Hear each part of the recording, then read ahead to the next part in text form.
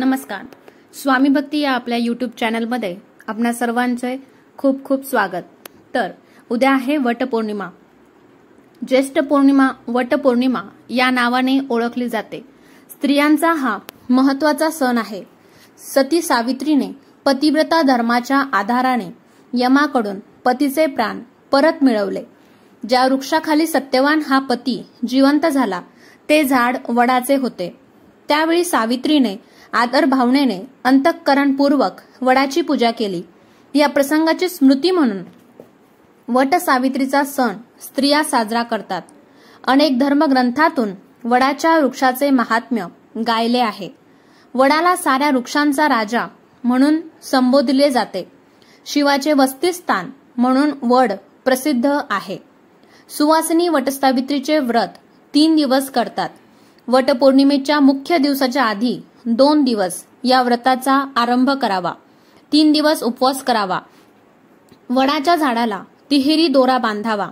वडाला 3, 5, 7 अशा प्रदक्षिणा घालाव्यात व प्रार्थना करावी. षोडशोपचारे पूजा करावी व समर्पणाच्या वेळी सत्यदेवासहित सावित्री देवताय नमः असे म्हणावे व सावित्रीची प्रार्थना करावी.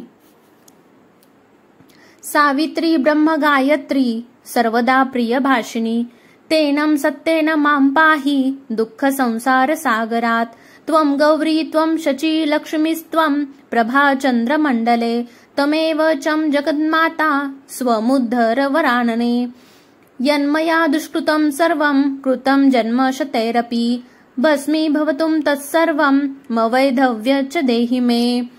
सत्यवानाची प्रार्थना करावी. अवियोगो यथा देव सावित्र्या सहितस्तवम् अवियोग साथास्माकं भूया जन्मनि जन्मनी. सुपली त्यात करंडा, फणी, आरसा, नारळ, ओटीसाठी गहू, हळद, कुंकू, 5 आंबे, 5 सुपाऱ्या, 5 नारळ, 5 खण घ्यावेत. एका सुपलीतील वाण घरातील देवासमोर ठेवावे. नंतर 4 घरी जाऊन वाण द्यावे.